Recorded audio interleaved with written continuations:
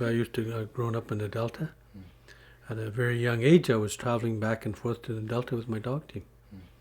Yeah, I think maybe I was 13 years old or 14. I used to leave Inuvik from up on top. 13 years old, we moved to Co-op Hill in 1966 to our house up there. And then I had 5 dogs, I think 4 or 5 dogs. So I used to leave from Co-op Hill, go down that back road and then come down through here somewhere, go down by the in-town airport, cut across. I used to go down to right here, yeah, Twin Lakes. Cut across to that portage across there and hit Big Lake, and then I go to the Delta. And I'd leave on a Friday right after school. School finished at 4 o'clock. Wow. And away I'd go, and me and my 4 dogs or 5 dogs and whatever I had. I'm not sure how many I had now, but I don't think I had any more than 5. And I used to have my little guitar in there, in my sleeping bag, in my eider-down. I used to go down to little gyms, about 20 miles from here, stop at Father's, stop at Ishmael's, and then go to little gyms, play guitar all night with New Look. Yeah, and then from there I went in the morning, Saturday morning I went to Sweeney's. I went to Hebert Allen's over there in the Delta. And then I went down to Sandy Stevenson's. He was down there at that camp way down. I went there, spent Saturday there. Sunday I went from early in the morning, I leave from Sandy's. I go across the Delta to Big Jim's. From Big Jim's over to Napoyak, to Isaac's, and then from Isaac's back to Inuvik. I get into Inuvik probably about 1 o'clock in the morning, Sunday night, Monday morning. Maybe 2 o'clock, I don't know. Yeah, hook and tie up my dogs and back to school at 9 in the morning, Monday. Wow. I did that darn near every weekend. Wow. Yeah, my parents didn't know where I went to. I was just one of those free spirits. I went out there and did whatever I wanted to, and on the weekends, that's where I was at. Yeah, a lot of people as I was growing up, yes, for sure. I mean, there's all kinds of them out there. I mean, there's, little Jim and them were out there, and Ishmael was out there and his family, and Sweeney was out there. Sandy and his family were out there. Hebert Allen and his family, my Uncle Hebert. Roy Allen was out there, And then Ipanas were down the road, and Chixies were down by Ava, and we used to go to those camps. Tom Melanic's camp down at Axel. There was a big community out there. There was no shortage of, let's say there was no shortage of me having a place to go on the weekend.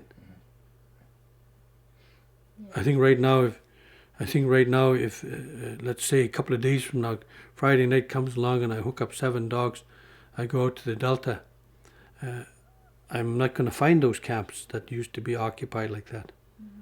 I know where the camps are, but I'd have to sort of probably check to say, hey, you guys going to be home this weekend? Yeah, I'll come out with my dog team. I didn't have to in them days. I just went out and they were there. Yeah, it was really neat. It was a good way of living. Yeah, and it was healthy. Yeah. A lot of us, I think, learned how to roll cigarettes at a very young age, but it was still quite a healthy lifestyle. Yeah, we traveled with the dogs. We stayed away from the community on the weekends. I did, anyways. And then I tried to do some trapping out there, but I wasn't very much for the trapper type. If I wasn't doing that, then when I was old enough, we used to paddle across here, me and Buck and William and a number of us. We used to paddle across this big lake and hunt muskrats at the end of May, first part of June, hunt ducks. Yeah, we spent a lot of time out there. Yeah, a lot of time out on the land. Growing up, we always hunted the birds in the springtime when they come back. And I always did that with my father. And Edward and Denny or whoever else out there with us. And the one time we came back from the big lakes across here in the May, first week or so in June, I don't know, we had some geese, had some ducks, probably lots of muskrats, because we used to hunt all night long because it's 24-hour sunshine. And I remember one time we were sleeping on the logs across there, and they woke us up in the morning because the logs started to flood, so we were sort of sleeping on the logs, and time to get up, get in our boat, and away we went. And did finish our hunting and come back late Sunday night. I still remember we used to land down by down here by the in-town airport. Lots of willows down there. We used to land there in the springtime. And my father used to send me up with a gunny sack full of geese, ducks, maybe a couple of swans. And when we were living up here in the 512, I'd bring them up to my mother.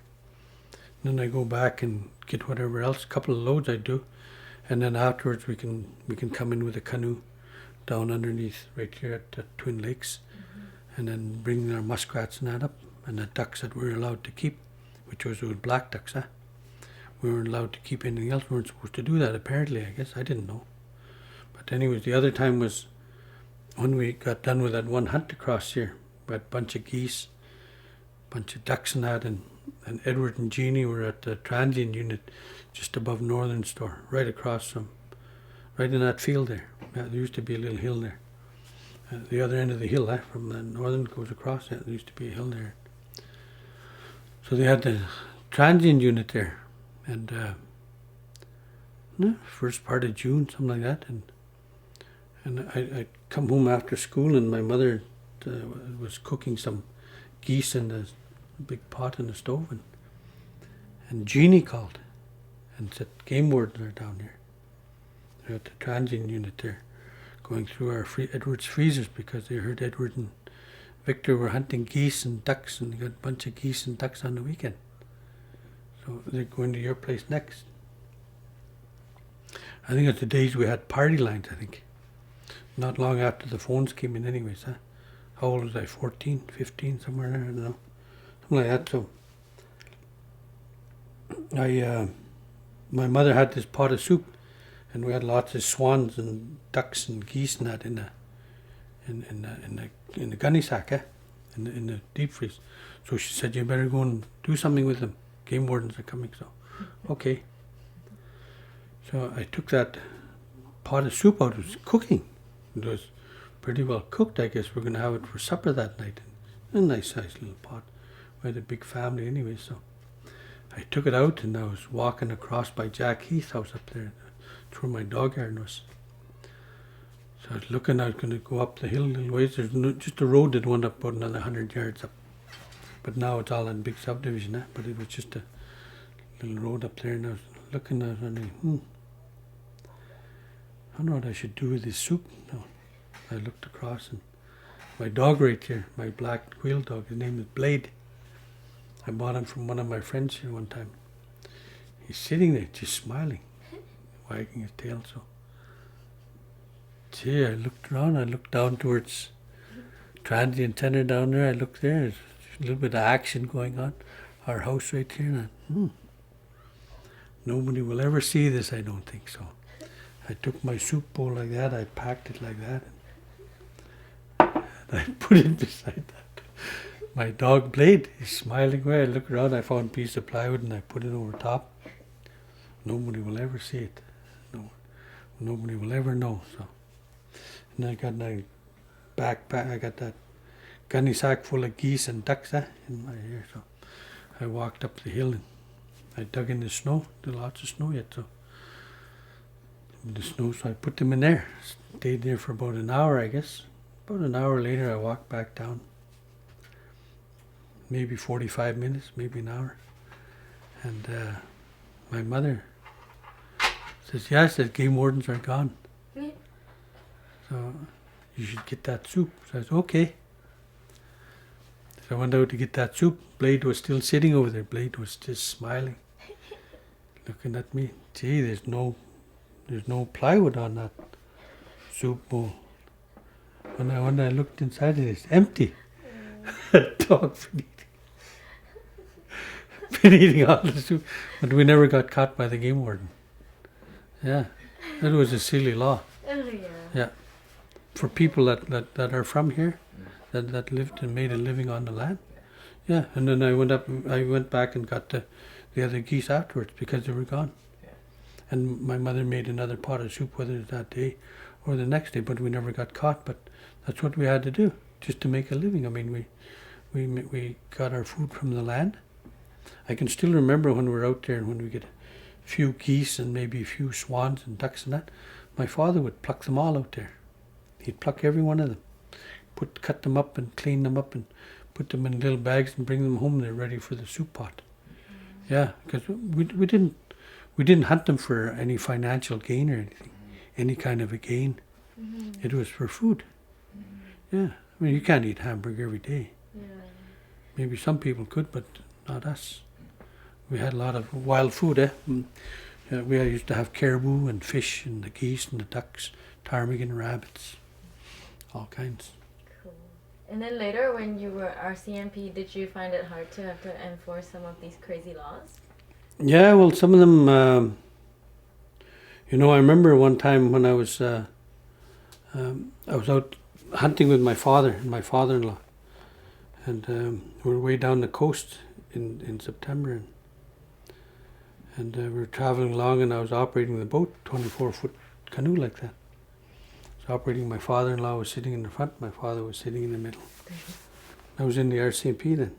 Lots of young swans right here, flying along. And my father, he looks at my father-in-law in the front, they're talking Inuvialuit to each other.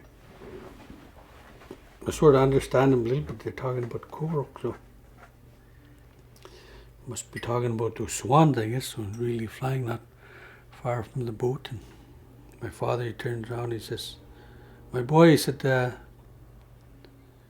you think we could get like one swan, eh? Me and your father-in-law, we want to get one swan.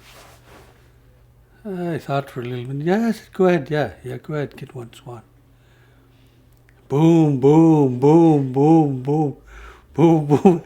Holy cow, about 6 swans later, eh?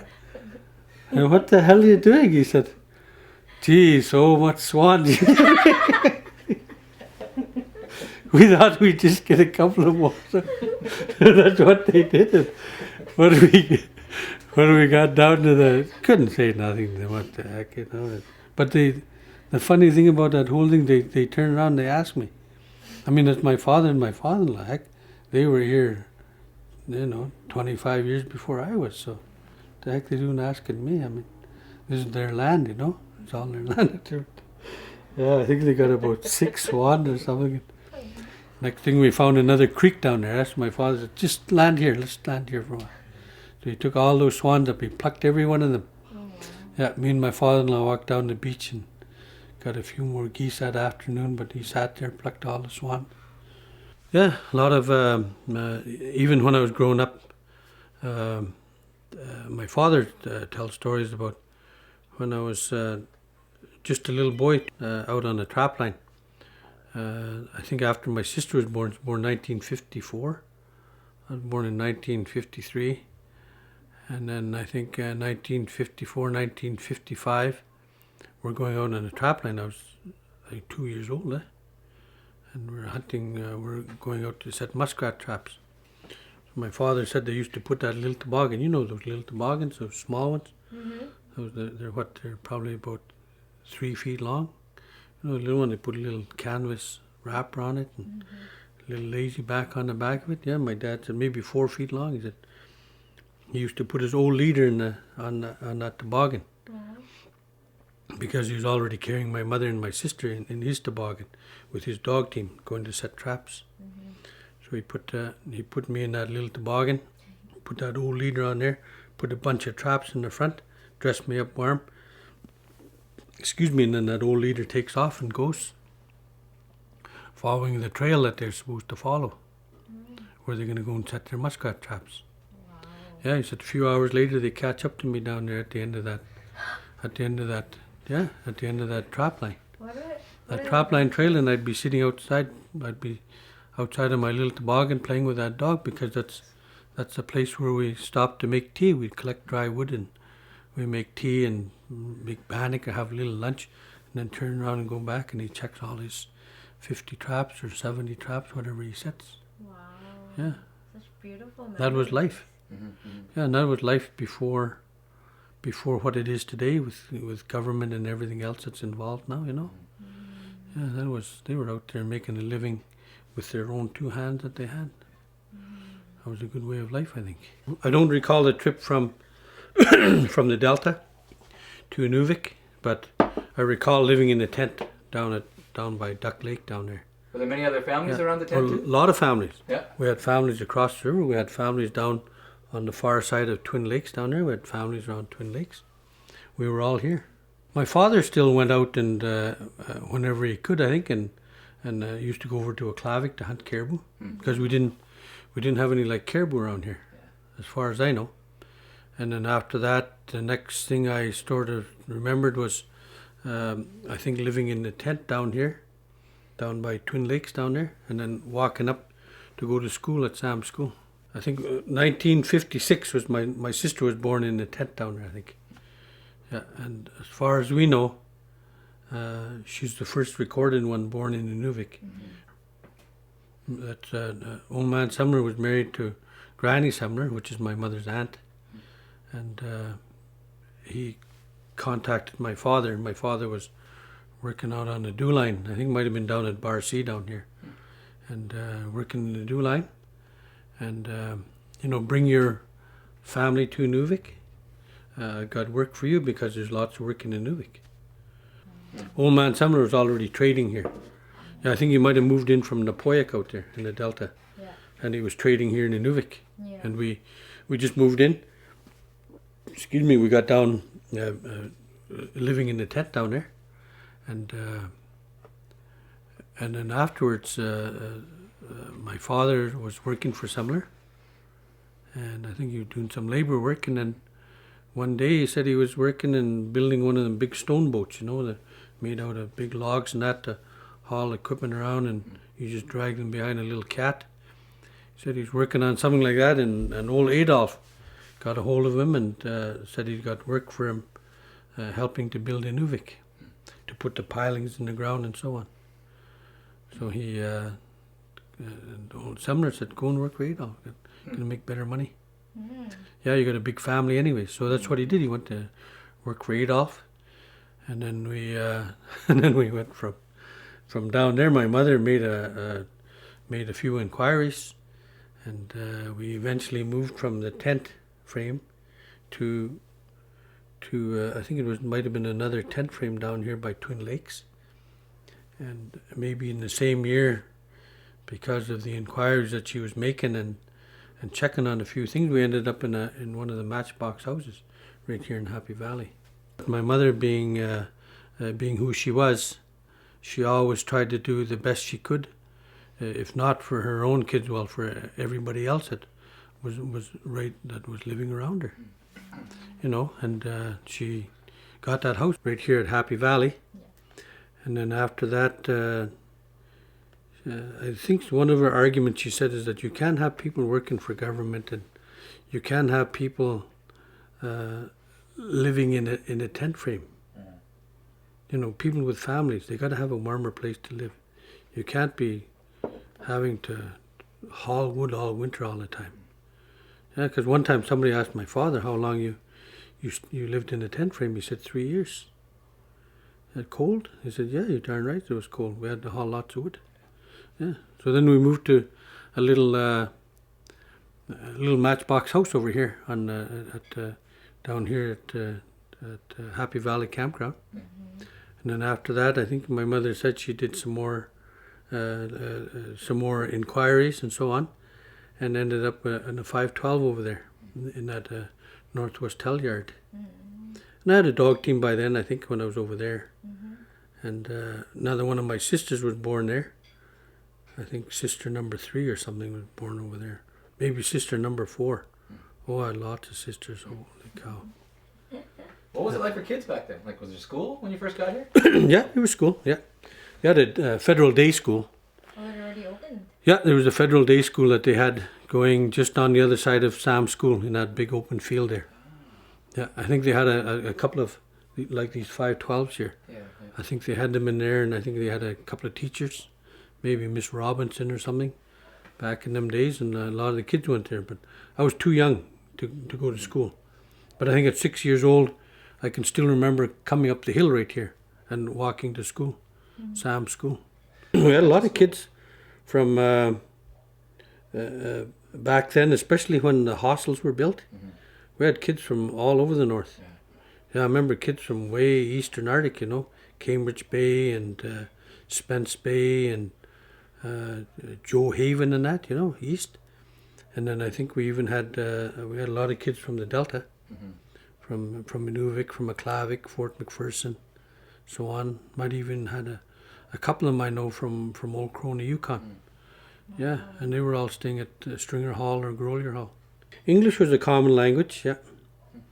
And not only that, I think some of the families might have try to go back to getting that language back, because I know some of them lost their language by being in residential school, because of going to school and that. I never did go to residential school, but my wife did, and some of my siblings went to residential school.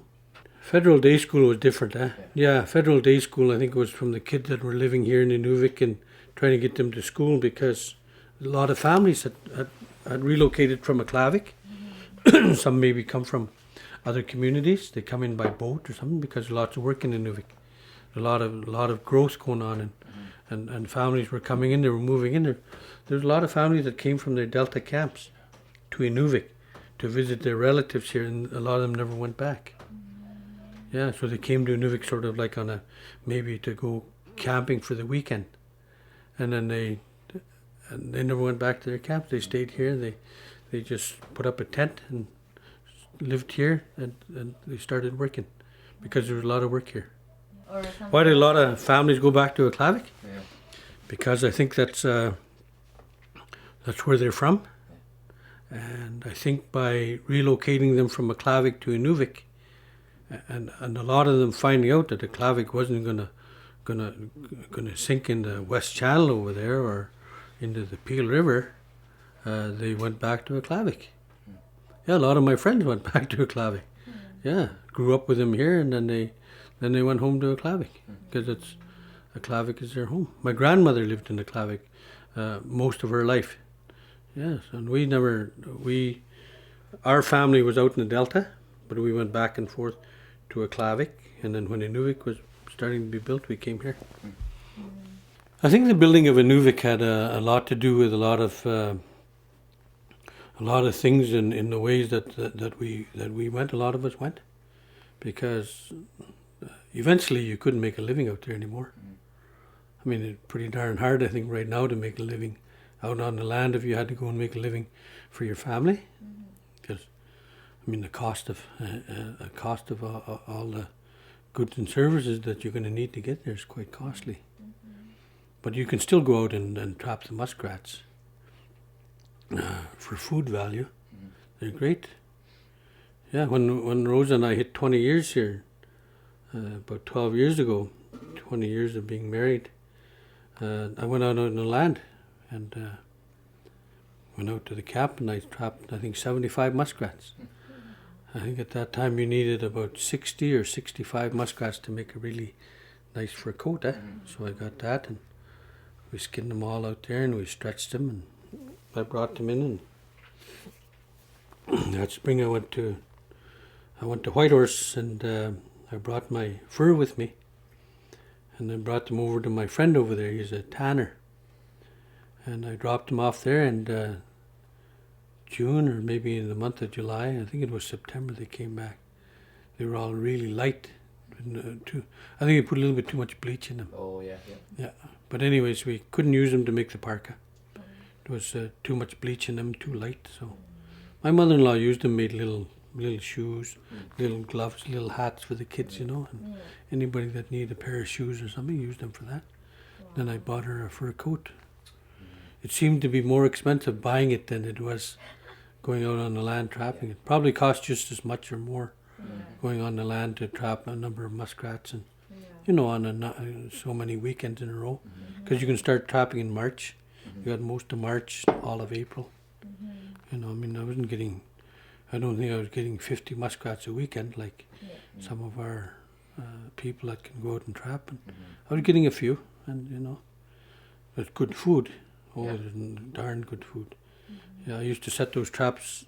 I go out to the camp Friday night, go and set my 15 or 20 traps, check them Saturday, check them Sunday. And wasn't the best trapper, but I got a few muskrats, and whatever we got, we used it for food. Mm-hmm. You always seem to go back to the land, because the land is it's great out there. It's good. It's good to be out there. Lots of fresh air. Phone doesn't ring. You don't have any other outside stuff that might interfere with what you might want to do. You still have to cut wood. You still have to drink water somewhere. You're going to get water in the middle of winter. Yeah, when you have that dark days in December. Yeah, you got to have candles, or you got to have some kind of a lamp to make sure that you're not going to be sitting in the dark all the time, because you get the dark days in December. Yeah. Then when I joined the RCMP in 1971, I was 18 years old. I still had a dog team. I don't know how many dogs I had, maybe 6 or so. So I basically gave all my dogs to one of my friends from the Delta, because I had a toboggan, harnesses, and a dog team, but I couldn't look after them because I got a job now with the RCMP, and I was working shift work. I wasn't driving dogs like I was driving dogs before. I think it was 1973, something like that. I was in grade 11, and I think at that time, the world was too small for me. I think I had all the answers in the world. I couldn't stay in school. So I left, and then I ended up getting a job working out at West Channel. What I was doing out there, I was 17 years old. I was making beds for them in the camp, in one of them cat camps, Yeah, making beds for them, and then Joe Airy and Charlie Stewart were out there, so they're both from McClavick, so I used to hang out with them, and they sort of taught me how to operate a forklift, taught me how to drive a truck, taught me how to drive a cat. I think they tried to teach me how to drive a grader, but I could never figure out what the hell a grader was all about. So, but anyways, I learned some of those skills from them guys out there. Learned how to operate one of them little bombardiers, And then I think I was on shift number 2 out there, because you were working like 2 and 2, eh? You work 2 weeks out, 2 weeks in. Just a young guy making good money. And then I got in an argument with the superintendent out there. I just couldn't hack talking to him or anything, so I got all pissed off with the whole world one day out there. Said, to hell with you guys, and I jumped on the Twin Otter, came home to Inuvik, and I went up to talk to my mother up there, and she says, how come you're back? I can't work with him. She said, and I always hunted with Otto, on a binder. I used to do a lot of hunting with him out in the Delta, out towards Shallow Bay and so on, and then my mother was a little bit upset because I wasn't panning out working anywhere. So she's wondering what I was going to do. So I said, I think I'll join the RCMP. Join the RCMP. She said, how do you expect to join the RCMP when you have an attitude like that? You can't work south. You can't work with those guys over there. I said, well, I'll go and talk to Otto. Otto will help me out. So I went to talk to Otto Binder, and Otto said, come and have coffee with us. So I went down and had coffee with him down there at the RCMP station. Ray James was a sergeant at the time, here in Inuvik, eh? Yeah, so heck, I had coffee a few times with them. They talked me into filling out an application for the RCMP. I was 17, I think, or maybe just turned 18. So I filled out the application, and jeepers, I had it in my pocket for a while. Finally, I gave it to them. I wasn't sure. God, that's what I might want to do for the next so many years. So I did that, and I gave it to them, and then I went and I got a job with Mackenzie Valley Experimental Pipeline. I used to check the temperature, used to check to see how much movement was in the pipe. I did that, and then it was the end of November or something that the RCMP came along. They came down, and I got accepted. What the heck?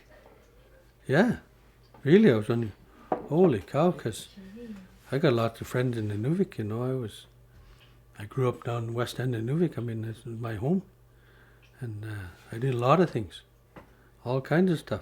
Played a lot of guitar, lots of parties, had all kinds of, had one heck of a lifestyle, man. Yeah, I drove dogs. Tried to become a mad trapper a couple of times. It didn't work out, but they came down and said, heck, you're accepted into the RCMP. Holy cow, everything worked out. You know, criminal record checks and personality checks, whatever they did. And so it was decided that I'll be sworn in first week in November 1971. So I left my job with Mackenzie Valley Experimental Pipeline, and eventually went down to the RCMP station on the 9th of November 1971. Got sworn into the RCMP, Special Constable. Yeah, S-oblique 560 was my first regimental number because I was a Special Constable. And I went to work that night. Yeah, 9th of November. My first shift, was 12 midnight. I had to work from 12 to 8 o'clock. Yeah, I went to my mother's house up there on Co-op Hill, and I got my little bag. And I moved down to the barracks down there because we all stayed in barracks. Yeah, I mean, it's a big office now, but it used to be barracks. I used to have that one right at the far end down there, closest to the post office. That was my room. And then I worked in the guard room. I was in the provost section, and Otto Binder was there, and he was one of the guys that got me going. I mean, heck, without guys like Otto, I'd never joined the RCMP. Otto and Chris Bergman and Bob Braham and Glenn Williams and Ronnie Binder, Frank Carpenter, all those guys. And then I think it was around 1972 or 1973. I only had grade 10, I didn't have the grade 11. And my buddy Glenn Williams, we ended up being best men at our weddings. I mean, I think it's going on 33 years. Same wife. I think I'm going on 33 years too, same wife. Different bottle of wine, but same wife. Dave, you identify with that? Yeah, here's to you, Glenn. And then, and my buddy Glenn, he says, go back to school, and you can join the RCMP at the constable's level. You could see the rest of Canada. You don't have to stay in one location for the whole time that you might be in the RCMP, if you do stay that long. Because when I first signed on in 1971, it was like a 3-year contract, and I think my first contract was for about $6,300 for 1 year. Big change, I think, from then to now. And then I went back to school, and in the spring of 1972, I got my 73. I ended up with my grade 11. So I applied then to join the RCMP at the regular member level, constable's level.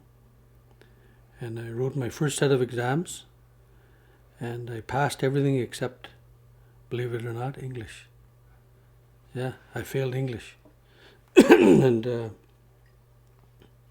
afterwards I was wondering, I was sort of thinking I got another year to go. Another year in the RCMP out of my 3-year contract. Going to finish in November 1974. If I don't get in now, that I'll finish that contract, I'll find something else to do. It's not hard, there's lots of work in the oil field that time. Yeah, so they gave me an opportunity to write another exam 6 months later. I think it was during the summer, I think it might have been January of 1974. I wrote my second exam, maybe February. By the end of April, I knew I was going to training. Yeah, my marks had come back, my English it improved. Yeah. So I was able to go to training. By then, Rosa and I I knew Rosa anyways. Yeah, and then I went down to, That's such a guy way of telling the story. Yeah, holy Jesus. But then you had to go down to Edmonton, huh? Was that where you went? For training? No, I went to Regina, Saskatchewan. Oh, okay. I went to training in July of 1974. I think it might have been July 18th, because Rosa graduated in June of 1974 from high school. most awesome looking girl in the Delta. And then from there we went to Northern Games. I went to Northern Games in July when I was getting ready to join the RCMP. They swore me in down here. I think it was in Tuck, Jim Hickling. Jim Hickling, not only that, he was our MC at our wedding when we got married. And he says at our wedding, he says, I got to tell you something. He said, I saw Rosa many years before you ever saw her. He was there when Rosa was born in Herschel Island in 1956. Really? Wow. He was stationed in Herschel Island in the RCMP. Holy cow. Yeah. I mean, all this is coming out later on. I mean, I didn't realize that. He never said anything until the day of the wedding. Yeah. And then I went to training in July of 1974. Just about cooked. Holy jeepers. I came out of Tuck. Northern Games was happening in Tuck. I went to training in the RCMP in Regina. Hot. Holy cow, that Saskatchewan was hot in July. Yeah. And then we were there. I was there until I graduated in January 1975 out of Troop 11. And then I got transferred. They gave us 3 choices for transfers. Choice number 1, Northwest Territories. Choice number 2, British Columbia. Choice number 3, Alberta. I still remember that, my 3 choices. They put me in Alberta. They put me in a little town called Bicycle, Alberta. Yeah, it's just northeast of Calgary, 45 miles on the number 9 highway towards Drumheller, and then a little community, Bicycle, Alberta. Yeah, January 1975. And then I think it was in June, that you moved out. Rosa moved in with me, came down to visit me, I think it was June or July, just before I got transferred to Calgary in August. And then Rosa moved down with me in July or something, Yeah, moved down, come for a visit and end up staying. And then we went to Calgary, got a little apartment. Southwest Calgary, that what? Remember that? Lots of little cockroaches. Holy, that one we had, The basement? The basement one, yeah. Yeah, we had a little Volkswagen Super Beetle. Oh, beautiful little car. Oh, we travel all over the place with that. But that's when I first got my driver's license. Because we never really had any vehicles in Inuvik when I left in 1974. I think the only road that we had was as far as Campbell Creek. Yes. And I think the winter road was might have already been going to Aklavik and Tuck anyways, but we really never had any roads here. So not many people owned vehicles back then, Not that many, no, we never had a vehicle. People just get around on foot? Yeah, everybody went around on foot. Inuvik was Adopting. small. Inuvik was Well, that's true, was right by the town office, was Yeah. the back end of Inuvik, basically. Oh, wow. Yeah, and then up to Co-op Hill was one of the newest subdivisions. Yeah, and then we still had people staying. I think we still had some families that were still staying down here in Happy Valley. Yeah. And then after that was, we went from Bicycle, Alberta to Calgary. And then Calgary, while I was in Calgary, I had to apply to go north because you had to apply to go north. So I put in my application to staffing branch in K Division. Go north. You got to give a few reasons why you should go north. I think one of I don't know if it might be still on file somewhere, but I think number 1 reason I think I might have put was I'm an Eskimo. Well, that's what we were known in them days. That's true. Eskimo and Indian. Yeah, I mean I didn't know very much about Inuit. I know my mother was Lushu. Yeah, I don't know how much you remember about being Inuit, Inuvialuit. Not much that time, yes. And number 2, I was from the north already, so why shouldn't I go back? Yeah. And I think number 3 or something like that was, I'm from there. That's my home. Maybe I should go back there. Maybe I can help out somewhere. Is that because was it tough being an Aboriginal officer in Calgary? No, No? nothing was ever tough for me. Oh, okay. No, nothing was ever tough. I fit into darn near every place that I went to. I always enjoyed talking to people anyways. I'm not sure where I got it from, but I always enjoyed talking to people and being involved with people. So living in Calgary was really no different than living here in Inuvik. Yeah, in them days, I mean, it was, I think one of the reasons I know that. With prejudice and stuff like that. Mm-hmm. If we did, we just. Yeah, we just shrugged it off. Yeah. Yeah, I mean, people, There was- you'll there always wasn't find many. that. I mean, Oh, yeah. I mean, I don't know if you guys find that, but I mean, yeah, I was able to shrug it off, and I could always, if somebody made a rude comment, I always sort of had an answer.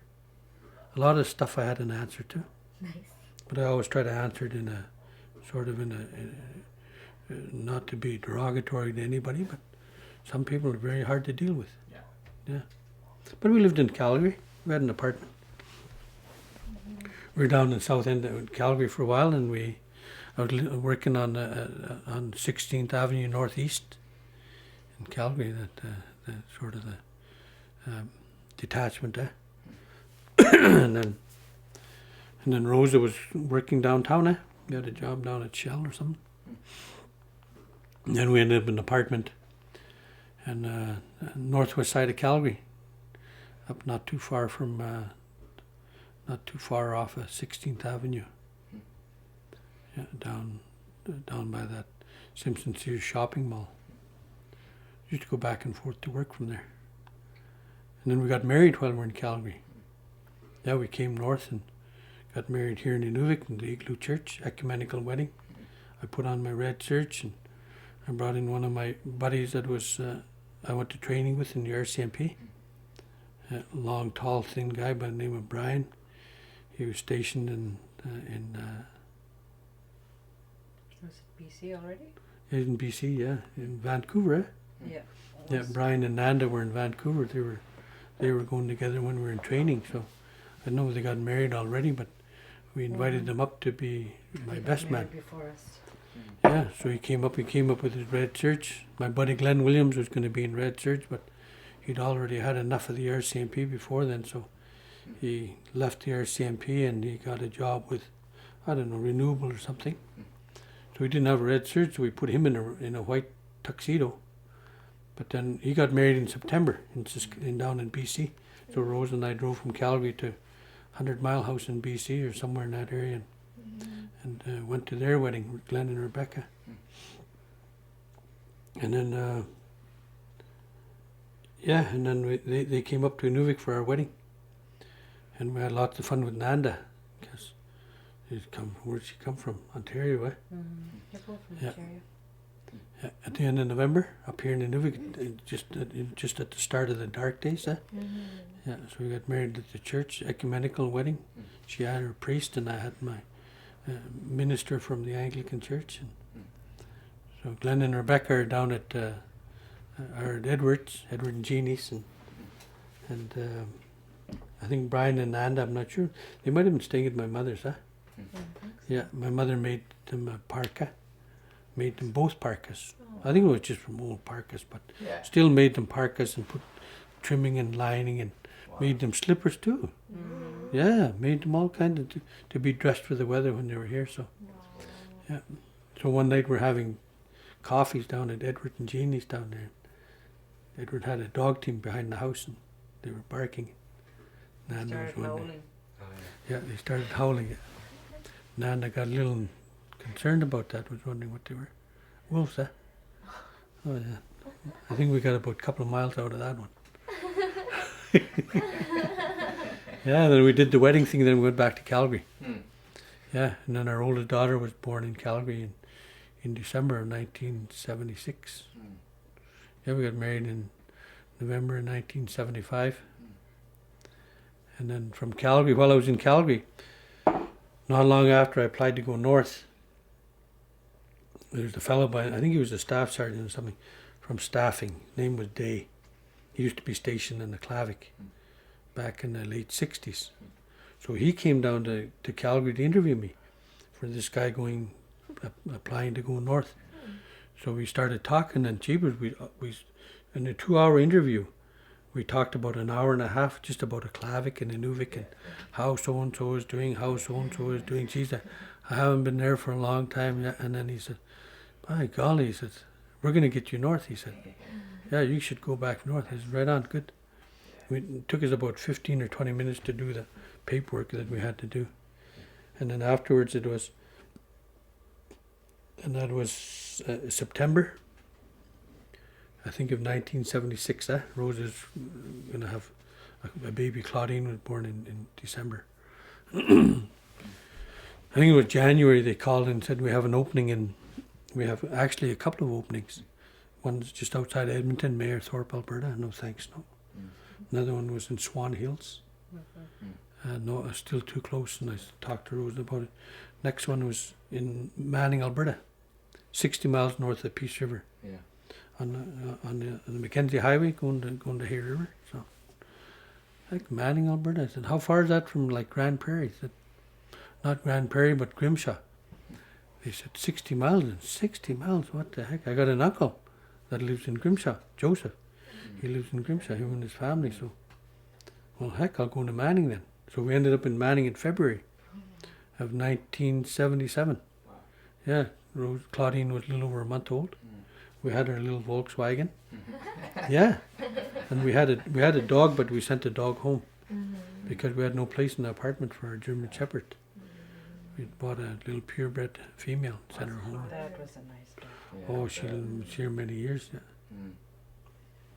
Yeah. So we went to Manning, and we were in Manning for we bought a trailer from our friend in Grimshaw, fellow that we had connected to by my relatives, and we hauled it up to Manning, put it on a lot there, and we were there in Manning 18 months.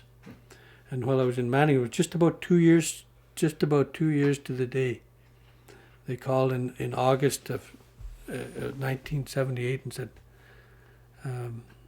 July or August, they said, we have an opening in Whitehorse, Yukon. You can go north, what do you think? I was sleeping. Yeah, I finished working night shift. I was sleeping, Rosa was sleeping, Claudine was sleeping. Rosa was ready to have Trisha. I said, they said, we got a chance, we can go to Whitehorse.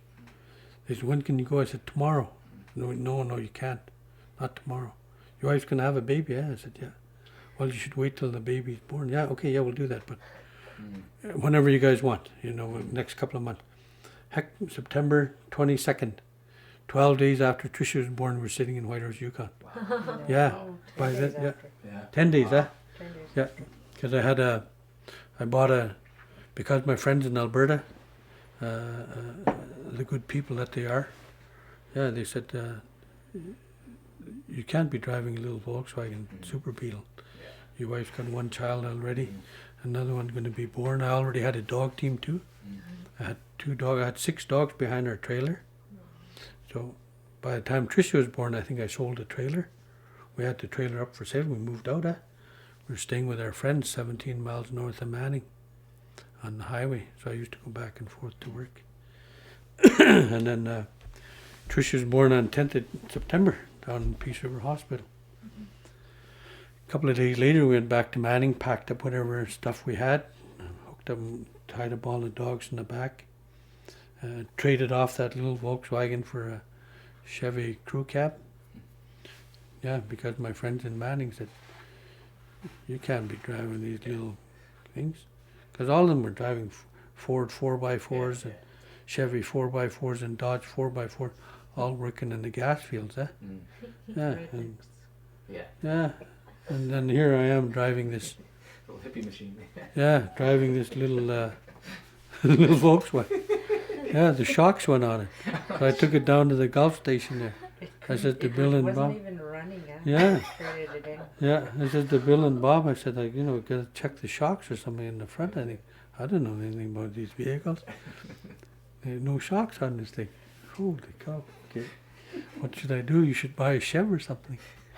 So I did. We had a friend in Grimshaw, Hawes Automotive in Grimshaw. I went down and I saw him, and he made a deal. We made a deal. Next thing, I'm driving a crew cab, big truck. Holy cow! We headed to the Yukon. We were in Whitehorse on the 20th of September. Yeah, 10 days after Tricia was born. We had 2 kids. We moved into Whitehorse. Stationed there for about 4 years. Then we left. Kerry was born in June of in 2002. No, 1982. Yeah. Yeah, Randy Travis's song, 1982. Yeah. born in June of 1982. In July we went to Pelly Crossing. And lots of good friends in Pelly too. Every place we went to, we've had a great time. Yeah, we've had a good time. Lots of good people. And then from Pelly, we left there in September of 1984. And July of 83 we went to Pelly. July of 83, yeah. And then September of 84, we went from Pelly to Watson Lake in the south end of Yukon, gateway to the Yukon. Yeah. We were there for 2 years, and then in 1986 we transferred from Watson Lake to Tuck by way of Expo 86 in Vancouver. Because we took a whole month off. We drove down to Vancouver. We had 3 children at the time.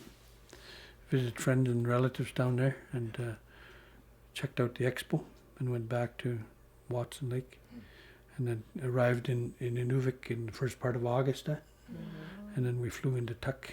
And then the kids had to go right to school. Yeah, welcome to yeah. it, Because in the They coastal were- communities They were start school in they were off August. Yeah. only a month that summer. Boy, they must not But like then that. when we moved to Inuvik, they were off for 3 months. Yeah. Yeah. They were off Back in later. May. That's right, Yeah. Yeah, and then we went to Tuck and then 1984 and then 2 years in June of 1986 then we went to Tuck. June of 1988 we transferred back into Inuvik. 14 years after I left here. So what was Inuvik like? How the changes between when you Well, left? Inuvik had grown quite a bit since I left in 74. I mean, there was lots of stuff happening. All kinds of stuff. What were the changes? Like, what kind of changes did you see when you came back? Well, there was quite a few people here compared to, I think, even when we left, and a little bit more development was going on. The land claims were yeah, signed. by 1986, by 1988, our land claim was signed. They were just finishing building that IRC building. Yeah, I don't remember. Somewhere in there, anyways. Was there a bit of a letdown from the oil boom being over, and so? I think the oil boom was over by the time I went to Tuck in 1986. Yeah, there was a lot of, I think prior to that, I know there was a lot of families, my family included. My father was working out there, and Dennis was at Dome or Esso. Yeah, Dennis was just a teenager, Yeah. 18 and 19 years old, somewhere, 20 years old. By the time I left Tuck to come into Inuvik, I had 16 years in the RCMP. I started at 18. Good to start young, man. Wow. Wow. Yeah, and we moved into Inuvik. Yeah, and June 2nd, 1988, Carrie, our youngest daughter, just turned 6 years old and just finished kindergarten in Tuck. And then we moved here to Inuvik, and then it was 1996 that a position came open with Parks Canada Communications. So somebody said maybe you might be interested in that position. Excuse me. So I actually applied, and by then I had 25 years in the RCMP. I was 43 years old, I think. Wow. So I put that application in, and when I left the RCMP, I had 24 years and 10 months or something. And then I left the RCMP on a Wednesday. On a Monday morning, I was sitting in a Parks Canada office. Yeah, I really didn't even know where Parks Canada was at. Yeah. He had to put his resume together. Yeah, I guess so. One eh? job. Yeah. really, yeah. Well, I mean, that's all I ever had. It looks good. Coming out of high school, yeah. 25 years. Yeah, coming out of high school, and I never knew anything else other than the RCMP, And prior to prior to working for the RCMP, I was a trapper. Yeah, trying to make a living from the land. I couldn't make a living from the land, so I had to learn how to play guitar so I could entertain some people and maybe get $1 from there. But no, prior to the RCMP, I never had another job really. And then there was 25 years. And then the job coming over with Parks, when that came open, I put an application in, and I can still remember that morning I had to go for an interview. It was in August. Yeah, you were just nervous. Oh boy, I had a Really? yeah, I had a shirt and tie on because I'd never been to that office really before. It used to be our courthouse, where Parks Canada is now. Yeah. Used to be our courthouse used to be in there, at this end of the building, at the west end. Serious. Yeah, I used to remember going in there when I was in the RCMP, having to take people in there or go and see what's going on in the courts, But that was then, and then so I applied for this job with Parks Canada, and heck, I got the job. So I had to make a decision what I'm going to do. So I actually left the RCMP, and then it was later on we were going to maybe thinking about buying a house. Heck, they want $55,000 a lot, Yeah. When I first joined the RCMP, I was making $170 every 2 weeks or something. And at the time, my mother said, "Why don't you buy a lot? In Inuvik, they're only $250." Yeah, $250. And I said, "I don't think so." She said, "You should. You might get married sometime." I was 17 or 18 years old. Me get married? Never. I don't think so. No. Thought you were going out for 2 weeks and you wanted to get married. And then I met Rosa. Yeah. Yeah, and then after that, I mean, heck, I should have bought a lot. I should have actually bought a couple of them. But, hindsight, we never, who the heck knows you're ever going to come back here? But not only that,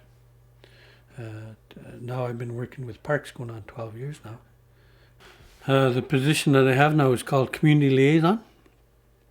And it's basically just sort of keeping the lines of communications open between Parks Canada and the communities.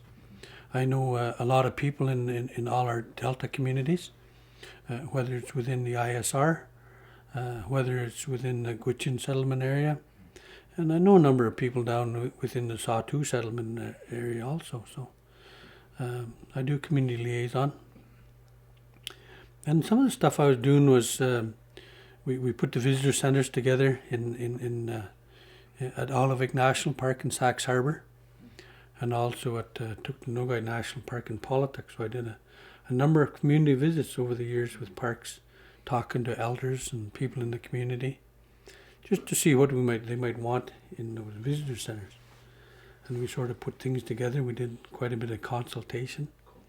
We brought in some of our designers and some of our consultants to talk to the people and sort of put things together. And now lately we've been doing a lot of trips into the schools with environmental stewardship with the grade 4s, and it's a 5-hour program. We go to all the schools.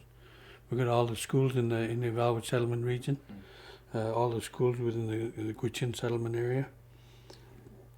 And we also now go to Delaney, out on Great Bear Lake. And because of the Sawtoo extension to Tuctanogite National Park, we also go to that school. So we're going there next week, to do one of our final programs for the year. But I think we attend like about 9 schools. Nice, that's great. Yeah. We also in partnership and with Samuel Hearn and the Mangalaluk School and with Sam's School and Mangalaluk School down in Tuck. We also do the Pingo program with the grade 6 students at the Pingos in Tuktoyaktuk, the Pingo Canadian Landmark. That's another great program. Yeah, Melinda Gillis from Parks, she works visitor services also, and she looks after a lot of that. And I just drive the skidoos just to get the kids back and forth. But I also do tell some of the stories, Sounds like a bit of a dream job, especially at this stage of life. It's not bad of a job, yeah. Actually, We go to the park. It's like full circle. It's from when you used to always be on the land, and then you have a job. I spent many days on the land with my father growing up. We used to go out here hunting muskrats in the springtime. We used to go out with a snow machine when that first snow cruisers came into the country. When they came in, my father had one, and we used to go to the Delta with that. Break down now. Got to walk. Yeah. Before that, my father used to go he had a dog team up here. He used to go from there to a Clavik on weekends or something, go hunt caribou or something, you know. And they go, come back, never break down. But you go out snow machine out there, break down once in a while. We have a whaling camp there at Baby Island. My father's got one. We built that one a number of years back. Dennis and I think. And we just like to go out there every summer. Just take the kids out. And good for them to be out, lots of fresh air. We can get a chance to hunt beluga whales. And that's a tradition that we've been doing for many, many years. And it's nice. It's good to get a beluga whale. Maybe we get one. Some years we've been lucky. We get 4 or 5, you know, because we got a big camp. We get 4 or 5. That way everybody gets a chance to take some muktuk home with them. And, you know, maybe take a little bit more than they were able to, you know. But I don't mind. I enjoy the hunting. I enjoy the work now that we have to do to process the belugas. It's a lot of work, but it's once you're done with it, I mean, heck, you just put it on the table and, you know, you take it out of the deep freeze. You know, we didn't get one this summer, but we got friends and relatives that we got some muktuk from this winter, and we can still take it out of the deep freeze and put it on the table, and it's thawed out in a couple of hours. And we still maintain a lot of our lifestyle. Rosa's got muktuk at home.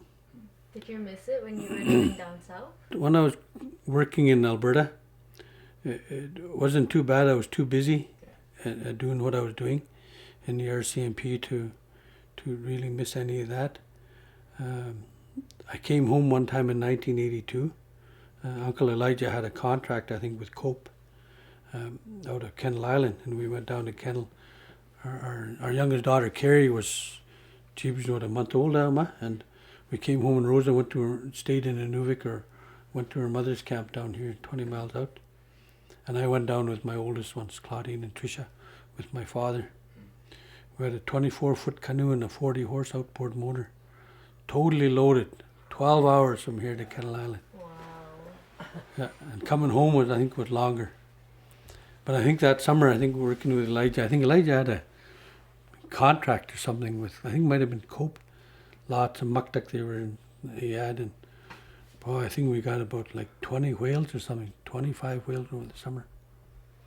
Yeah, I went out with my father lots. My father, I think my brother, lots of my cousins and that, we all went out hunting. And yeah, boy, we used to go out on that island. You've been there? Yeah, you've been to that. Yeah, you go out on that island and go just outside of Baby Island towards Gerry. And then we see all the whales. We got about 4 or 5 boats right here. You just tap. Once in a while you tap on the bottom of the boat with a paddle. Those whales, they move into that shallow part by Baby Island. You've been to Baby Island, huh? Yeah. You know that shallow part in front of Hughes, and I don't think there's anybody really living on Baby Island that time, but right in front there, really shallow, maybe gets to about a foot of water, maybe 2 feet of water. We push those whales right in there. We keep them from going out. It's a lot of work, huh? But I mean, it's all herding. So you herd them in and put them into the shallow water, and then from there, a couple of times, the whales are they're climbing over each other like that, because there's so many whales trying to get away from you. Wow. So we're able to sort of pick and choose which whale that you wanted, you know. I remember that one time I wanted to harpoon 2 of them, because my father always had to carry 2. He always carries 2 harpoons in his boat. So I harpooned one right here. I threw that buoy out. Another big whale right here. I was going to harpoon it. He said, no. He said, you get 1 at a time. He said, you never get 2. Always 1. Yeah, it's not the right thing to do. He said, you can't let animals suffer. You harpoon that one and you harpoon that one over there. He said, which one are you going to kill first? He said, one's going to suffer while you're doing that. So we used to just get 1 at a time. That's cool. Yeah. Yeah. Pretty He neat. brings 2 harpoons in case he loses one then? Yeah, you always brought 2. Yeah, in case one got lost somewhere. Yeah. That happens. Yeah. Or maybe the harpoon head would break. You know, maybe maybe the wire or the string would break. Yeah. You'd lose your beluga. Wow. So then you had an extra one for backup. Wow.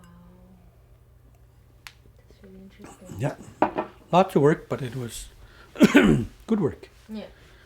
Cool. Are you Yeah. going whaling this year, you think? I hope so. Yeah. I hope so, but right now I got the first couple of weeks in June are tied up with going out to the park, and then my first 2 weeks in July are tied up too, because we have artists in the park. It's going on from the 2nd to the 10th or something, just before the arts festival. Yeah. And after that, Parks Day. I'll be probably here for about a week, and then it's going to be Parks Day, and then after Parks Day we plan on going to Herschel Island. Yeah. Wow. I don't know, my brother Dennis, maybe he'll come up and maybe he'll do a trip to the whale camp, Yeah. try to get a beluga whale, 'cause Yeah. it's nice to get a beluga. Yeah. You put the muck duck away, you're good for a year. Yeah, totally. Yeah, you don't have to worry about sort of like asking friends and relatives, you know. Yeah. But it's also it's okay too to ask, you know, to check on them, because sometimes they might need something else, you know. You could trade a little bit. Yeah. Cool. Always trading. There's quite a difference from the time that I moved into Inuvik in the summer of 1956, living in the tent frame down there. My father had to go out and cut wood because we had just a wood stove to heat the tent frame. Somebody had to get up in the middle of the night, mostly probably my mother, getting up in the middle of the night and keep the fire going. Because tent frame is not very warm, you know. Tent frame got very little for insulation, you know. And then from there we went to, I still remember I went on my great-grandfather's schooner a few times, called the Okivik, and it's named for Kendall Island. Kendall Island actually is Okivik. And I've been on that schooner. I still remember that old schooner. And then I used to travel by dog team in the Delta with my father. Paddle the Delta with my dad many times. Hunting, paddle the Delta with my cousins, my friends. And learned quite a bit of the Delta. So, you know, I've gone sort of from traveling with the dog team and walking out there now to, heck, it takes you a day to get to Ottawa, you know. It takes you a day in a jet plane to go anywhere. And in the mode of transportation that you have today, we were just in Jamaica a couple of months ago. It took us like 26 hours, from the time we left Inuvik, we're down in Jamaica. Yeah, it takes you 2 days to get from Inuvik to Tuck with a dog team. Well, some of them with a good dog team could probably make it in a long day, but I think it would take at least like 2 good days to get to Tuck if you were traveling by dog team. Well, I think inevitably everything is changing, You know, I don't think there's any way that we're going to be able to go back to what we used to do, what our fathers and our grandfathers did. I don't know we'd be able to make a living from the land anymore. It's just too costly. And the price of fur is not the best either. And I don't know how many muskrats we got left out in the Delta now. One time this year used to be the muskrat capital of the Delta, out by Aklavik and so on. My father says they came from the Delta camps to Aklavik to go to school. And then my mother did the same thing. She came from Old Crow to Aklavik as a very young girl. And all she knew how to do was talk Gwich'in. She couldn't talk any English. But she's come a long ways. My father, he said, when he was in school, he couldn't talk very much for English. Always lots of Inuvialuit and that. And then when one of his uncles used to come in, he'd ask him questions, what's happening out there. So on, he said he spent many days resting because all he wanted to know was what was going on out in the Delta. But the teacher sent him up to his room to go and, because you're not supposed to talk Inuvialuit. A number of people lost their language because of that. I think that, if that probably didn't happen in them school years, with what happened with the different religions, and whatever happened in the schools, I think a lot of our people would still have quite a good grasp on the Inuvialuit language, on the Gwich'in language. But I think other than that, I think the only way to go is what's happening now. I don't think we can go back to what was happening back then, 50 years ago. It's just impossible. Yeah. But we can move ahead. We can move forward. You can work and live with what's going on today. Yeah. Different kind of lifestyle, but you can adapt to it.